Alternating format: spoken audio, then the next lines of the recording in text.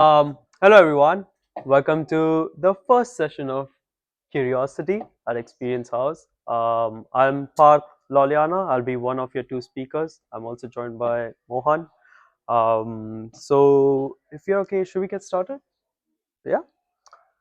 So first of all, thank you so much for coming. I'm gonna talk about End of Figma, or rather prototyping with AI. Before I get started with this session, I'll just introduce myself. My name is Parth Loliyania. I work as a senior product designer with Publicis Sapient. It's a consultancy, so we have clients. I'm currently working with NatWest Commercial Banking as well as my client. And over here in Experience House, I also teach a part-time service design course. So yeah, I often do get a question that how is a product designer a service designer? What's the difference? But we'll leave that for another day. Before I get started, has anyone come across any article that talks something about something similar, like End of Figma, or are designers being replaced, or is AI taking over the world? What will designers do? The other bits, yes. Yeah. This one, no. No. Yeah, I would say definitely do give it a shot online. I think world is changing, and hence I felt the need to go and explore myself. So the topic End of Figma. I did want to say, I did want to check, like, is it some just tech bro nonsense, or are we really looking for a new tool all over again? So this isn't a formal presentation, it's more like a journal of my delightful moments and frustrations when I'm using AI to prototype. So I'm going to start with really like what's driving the change, where's the motivation coming from, why is the design community looking for a new tool all over again. Then we go into a little bit more detail about V0, and it's basically an agentic AI that I'm using or exploring right now in my work. And how has this benefited me, and what does it mean within my design workflows? And towards the end, we're going to talk about if this thing is really valuable, what does this mean for design and designers? Fair enough. So let's get started with the first section. Really, like, what's driving the change? Like, why are we looking for new tools all over again? So this is a question that I had myself as well. And when I did some digging, I realized that we were prototyping basically since early 2000s using tools like Microsoft Paint and PowerPoint. Anyone used Paint or PowerPoint for making prototypes in the past? From then on, we started to borrow tools from our neighboring professions like graphic designers. So we started making prototypes in Adobe Photoshop and Illustrator, where we got the concept of frames and artboards from. Anyone used Adobe Illustrator, Photoshop? Thank you. So as we progressed within our journey from early 2000s to 2010s, our tools have matured with us and our design. So we started then seeing some specialized tools for UX and UI design like Sketch. I'm sure some of you have used Sketch. We then got Adobe XD as well, where we started maturing more in terms of asset creation. We also got a tab to ourselves called prototypes, where we can create these beautiful interactive pieces of work that we can put in front of customers and test. And then I'm sure we are aware of Figma that we are using right now, and it really pushed the boundaries of not just look and feel or the way prototypes work, but also the way we communicate to developers using the dev tool, which we, if you look in the past, we use multiple tools such as InVision, Sketch, Zeppelin to communicate the same thing in a more cumbersome manner.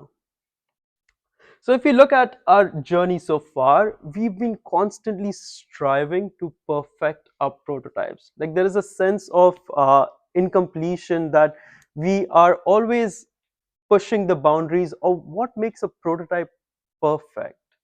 And that's where maybe if we go back to 1997, Stephanie Hood and Charles Hill's definition of what is a prototype, or rather, what do prototypes prototype? And they basically talk about three key factors. The first one is a great prototype should able to communicate the purpose of a product or a service. It should communicate the look and feel of a product or a service, And lastly, it should also communicate the specifications of the said product or service. With that, I left asking myself that are AI agents really helping us get closer to this idea of a perfect prototype? And if you look at Charles Hill and Stephanie Hode's definition, they came from an HCI background. They've contributed massively to the work of Macintosh, Light at that point, and they worked as senior interaction designers in Apple back in the day. So I believe those definitions were really important for us to set as a benchmark as to where are we really headed. I would like to share another story which was quite closely mirrored, like where are AI tools positioned and how are they really changing the way we work. So this is a story of a product manager from Microsoft, and they participated in a hackathon. Everyone knows what a hackathon is. It's basically an event where you take a team of 3 to 4 members and solve a particular problem in a relatively short amount of time, like maybe 1 or 2 days. And what this person was able to achieve is, like, without having any teammates and using just AI tools, they were able to not just create a product, but rather create a company out of it. Out of just a simple prototype created using no code development tools such as Replit and ChatGPT, they were able to generate a first pitch deck for $4 million. They were able to raise funding, they were able to communicate the purpose, they were able to communicate the look and feel, they were able to communicate specifications, and within a very short span of time, they went from nothing to a company. And all of this was possible without writing a single line of code, without making a single screen on Figma. And that's just one of many stories that are out there. There are people who are constantly pushing the boundaries of what can we do where we rely less and less on a bigger team, but how can we use our skill sets to create these interactive, engaging products or prototypes. But to look at these in a little bit more detail, we need to look at the fundamental differences between generative and agentic AI. So we've spoken a lot about generative AI in the past. Everyone's aware of ChatGPT, everyone's aware of Tali, everyone's aware of Midjourney, but not a lot of people are available. Not a lot of people are aware of tools like Lovable or Replit or V0.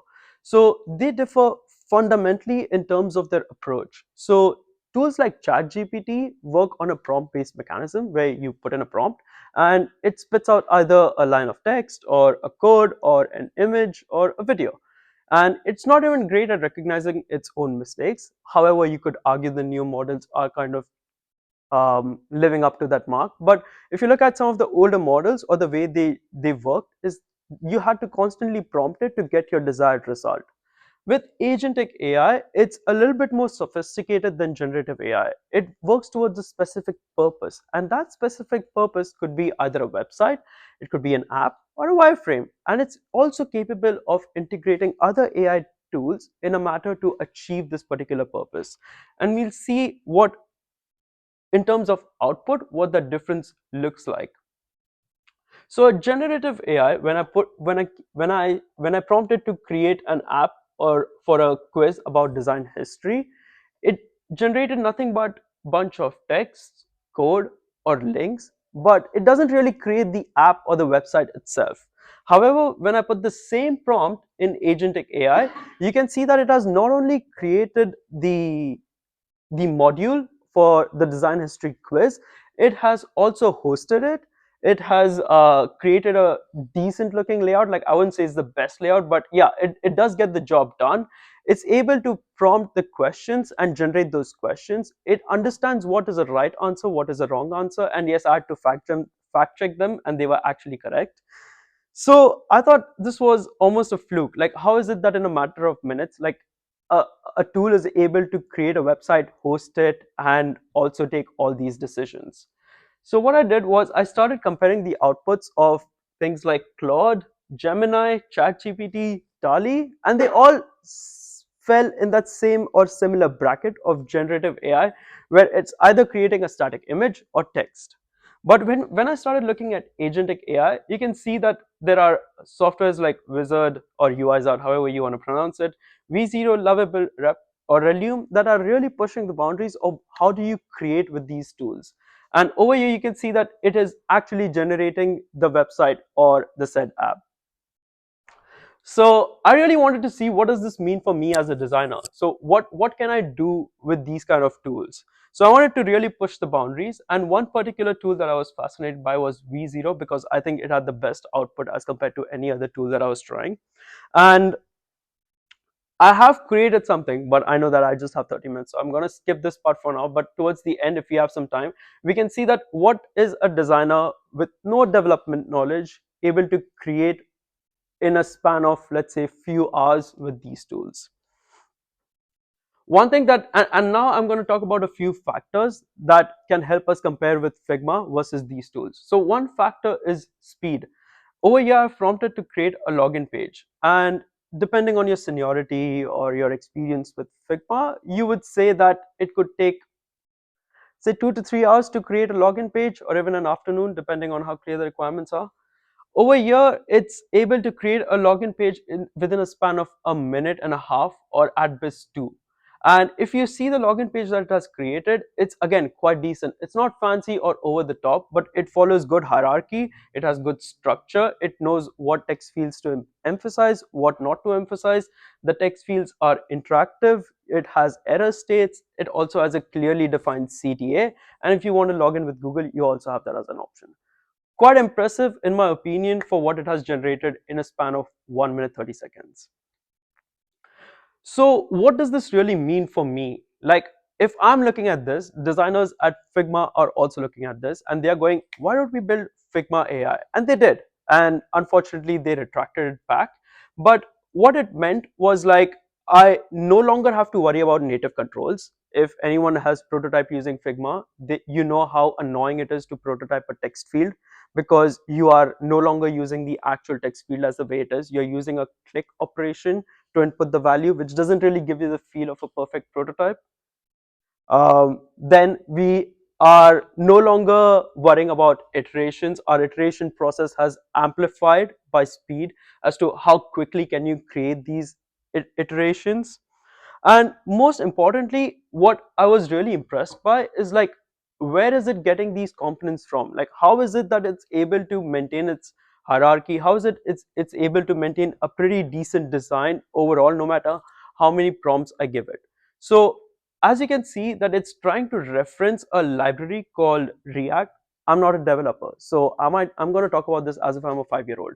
So it's basically using a React library, and on top of that it has styling from Tailwind, and on top of that it uses a UI kit called Catalyst. Now that's something that I understand as a designer. I know what a UI kit is. So what I realized that no matter what prompts I give it, my designs are going to look consistent, because it's basically using this library and the elements from this library to create those different designs, which in my opinion was quite impressive. And if anyone here works in consultancies or product design studios, you know how helpful this would be if you could just point it to your client's library and use that as your baseline to create these different designs. Like, you no longer have to go and ask for permissions. You no longer have to worry about, like, what's the right component, what's not. The tool just basically does that for you. And in this case, what I'm going to argue towards the end is, like, if we are saving so much time, what are we going to do with it?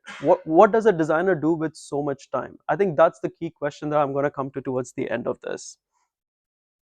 Another workflow that we often do is iterations. As designers, we iterate a lot, and over here you can see that how it initially gave me a prompt for a design quiz, and it used radio buttons. And after some prompting, you can see that I was able to get it to a stacked approach and using cards, and also an ABCD as an option, so that it's easier for me to input via keyboard if I have to. And that's again quite impressive that I had to do that. I could do that in a manner of 30 minutes at best. But what does this mean in our day-to-day workflow? Let's say if you've created a design using V0, you take it to a Teams meeting and you're presenting this to a client. Your client then comes back to you with feedback, and obviously their feedback is, can you make this bigger? Can you make this smaller? Can you make this pop? Can you make this a little bit much jazzy? These ambiguous terms are something that V0 can't understand very well. So you would still need your design fundamentals of gestalts. You'd still need your fundamental concepts of color theory, typography, like all those things are still going to be relevant. But what's going to be important for us is how do we communicate that with the system. And that's where I believe that our workflows are still going to use our or retain our knowledge of design fundamentals, but it's going to amplify in terms of how quickly can we get it to a production ready state. The next annoying thing that we often do is make responsive designs, and anyone who has made responsive designs, you know that it's literally the same thing that you have to make all over again for a form factor that probably 5% of the population that's going to use. And it often is pushed back towards the end. Yeah, we'll make it when we get the time. So either you don't really do justice to it, or you make it in a rush, or you're just doing it because you're asked to. So what does this mean for tools like Replit or V0? One of the things that I really wanted to see was, is it smart enough to understand that if I make a small tweak in mobile, does it go all the way to the desktop as well? For example, we have a top navigation in mobile, which is not a really common thing. We usually want to use a bottom navigation so that it's easy to use when you're using your thumb. So I gave it a prompt saying that, can you please, change the top navigation to a bottom navigation? And I'm going to talk about another feature called as a prompt and answer. A prompt and answer is something that takes your prompt, enhances in a way that the system can understand better. So over here, it's changed whatever I've added to an objective, the mechanics of how to achieve that objective, and an overall goal, so that it puts a nice wrapper around it, which in my opinion was quite great. And again, in no time, I went from a top navigation to a bottom navigation, which I was quite hesitant on at first go. I was like, is this going to change on desktop and tablet? I noticed that it was smart enough to understand that it's only for mobile and it's not enough, and you don't need to change anything from desktop and tablet. Based on whatever I found within the span of a couple of weeks, I think it was a pretty big deal for me personally, as I could really change the way I work in my day-to-day settings. So what I did was, let's put this to test on an RFP or an MVP that I'm currently working on.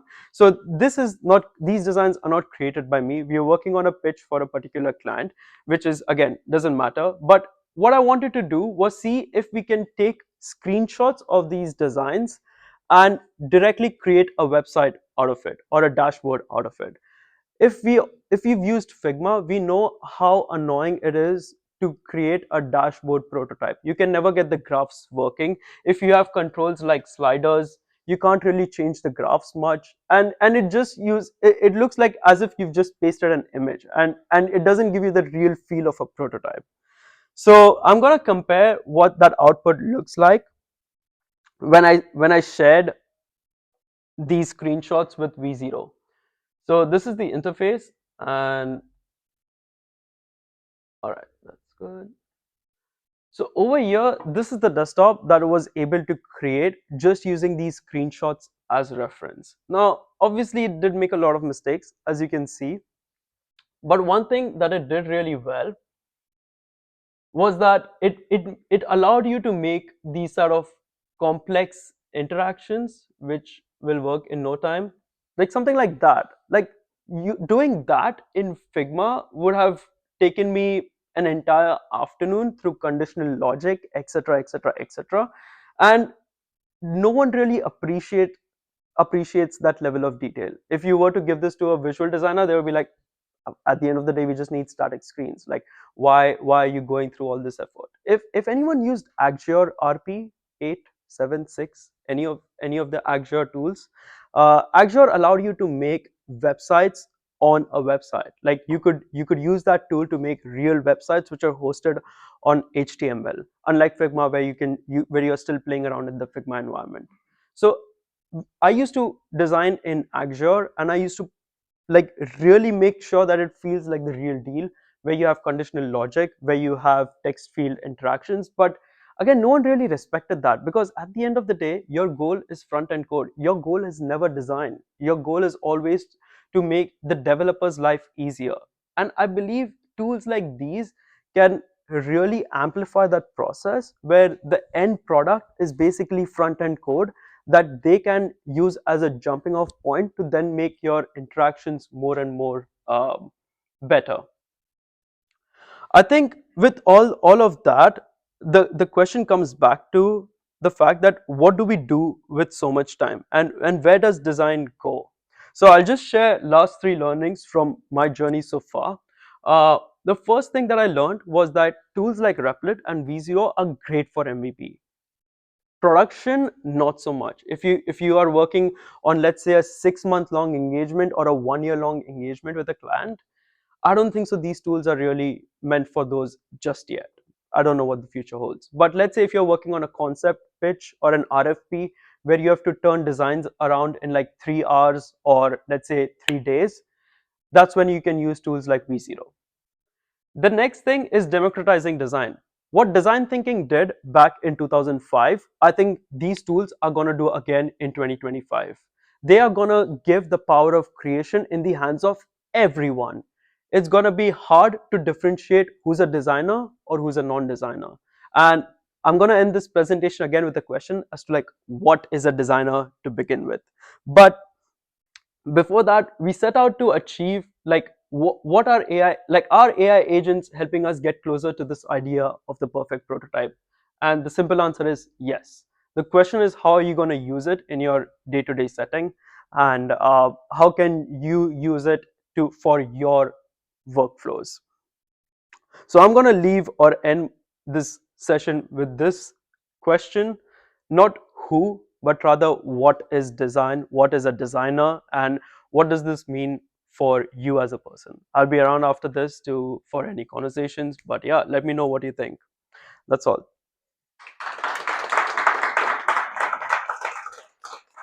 Are we stopping for Q&A? Oh, okay. Any questions? Are we scared? Are we overwhelmed? I am as well. So yeah. For the prototype that you made using AI, Yeah. like obviously with the Figma prototype, you give it to a coder and they can use the sizes to Yeah. like design to stick exactly to your design. Yeah. Does the AI provide the same thing? Do you still able to give them those exact pixel sizes for them to use when they're coding? So it kind of does one. It kind of goes one step better. If only I can find my cursor at some point. Can anyone see it? Oh, there it is. So it goes one step ahead, and you can literally just give them code. Yes. Sorry. Does that? Yeah. I was kind of wondering because in some places, so you have the role of designer, you have the role of the developer. So then the designers create the screens and they hand off to the developers. And if we're able to generate code with like E0, so then how good is that code then for the developers and they can further refine? That's a question I unfortunately I don't have an answer to, but I'm looking to answer the same question as to like if I give this code to a developer, can they use it? Unfortunately, I don't know. For an RFP, the way MVP or RFP works is it doesn't really matter because you're going to scrap that regardless and you're going to start from fresh. So if you look at the framing or positioning of the use case, I think that shouldn't really matter if that code is reusable because it has served the purpose of communicating the idea to your client or to your stakeholder. Yes. I'm a bit curious about the, the tools that you showed earlier. Let's say not a form, but you want to create a website, Yeah. wireframe, and everything, and the design. Is there a way to like what's the next step sort of to make it live from Yeah. there? You said you can So sometimes host apps. yeah, so this is deployed. So it's already live. So you can just go and visit the site, or you can add in a custom domain and configure it to that particular domain. You just have to point it to that. That's all. Yeah, it's live. It's a live website. There it is. Game on. Yeah, there it is. It has interactions. It's live. So how, let's say you want to create a flow, how would you go about creating a flow So in V0? So for example, you start with I don't know, start with Figma, for example, you create your I see. Yeah. wireframe, right? Yeah. Yeah. Yeah. Say this is the login. Yeah. You inject that screen into Yeah. V0 prompt. It Absolutely. Yeah. dashboard. making sure it's like follows the next step. I agree. Down I the agree. road. No, I think that's a great question. I don't know. I don't have all the answers yet. I'm still exploring. What I have used over here is I create my designs in Figma, always referencing Catalyst or Tailwind UI, because now I know that it's using that as a baseline. I don't have a client library at the moment, so I can use that as a starting point for me to make my decisions. And I would end with V0 rather than end with Figma, because it helps me get closer to my customers or to my users or my target audience. Because if you look at the interactivity of it, like something like dashboards, form fields, I think V0 does a much better job. So your user testing sessions are going to be a lot more real than what they were before. They're going to be a lot more informative. I would like to give a use case over here of, let's say, error scenarios. So with error scenarios, we have to put them in front of our customers, and we have to digress from our happy path and be like, hey, can we test this error scenario with you? Let me know what your thoughts are. You no longer have to do that. If they make an error, it's in real time. They made an error, and you could get those feedback right then and there rather than staging the whole thing. So in my opinion, it makes feedback a lot more real than it was before. Yeah.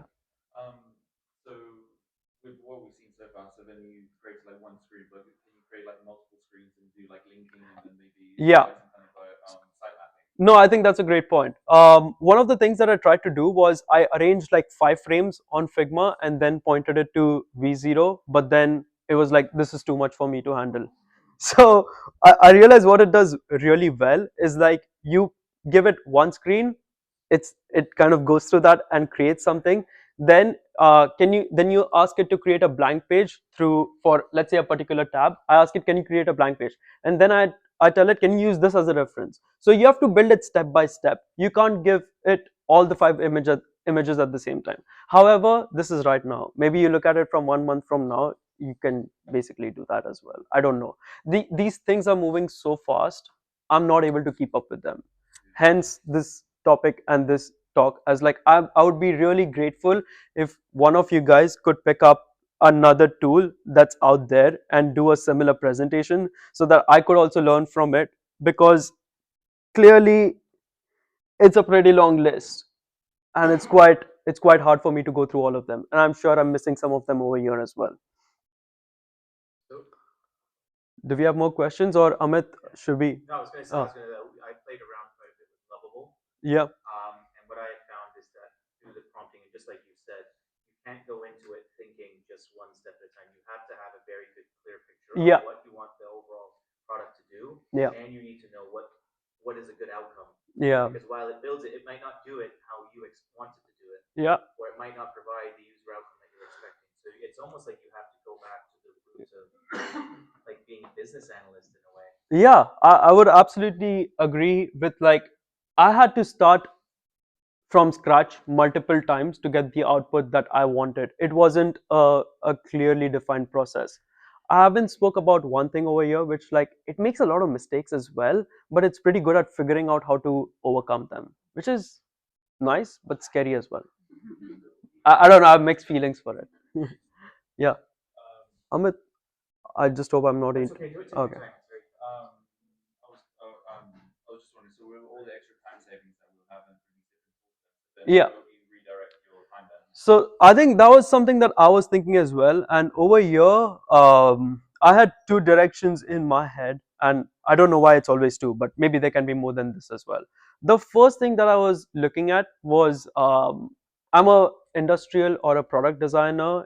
For my I did that for my undergrad, and what I realized was that product design or industrial design has a very niche market called 3D visualization artists that make the prototype as if it's the real deal.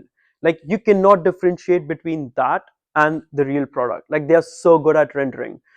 Maybe we take that direction. Maybe it's a new field of user experience design, or whatever we call ourselves 5 years from now, where we have these specialized artists who make this as if it's the real thing, and you can no longer tell the difference. That's one route that I had. The other route that I had is, I'm sure we've heard of that at some point in time that businesses have always treated designers as a delivery function. That means we are usually the hands and legs, but never the brain. And that's something that maybe tools like these would really challenge. Like, can design now become a strategic function because the delivery has been made so much faster, so much easier, to a pretty good quality, that we now get a seat at the big table and we are influencing strategic decisions through different research methods which are a little bit more inclusive, a little bit more exploratory. So can we stop using interviews? Can we stop using surveys? Can we start using things like cultural probe? Can we start using things like design toolkits? Can we become a design-led research practice rather than a research-led design practice, where our design starts to inform more and more of our strategic directions rather than our delivery directions? I don't know. I'm just speculating. So feel free to speculate as well. Thank you so much. We'll take a short break. Thank you. No worries. Thank you.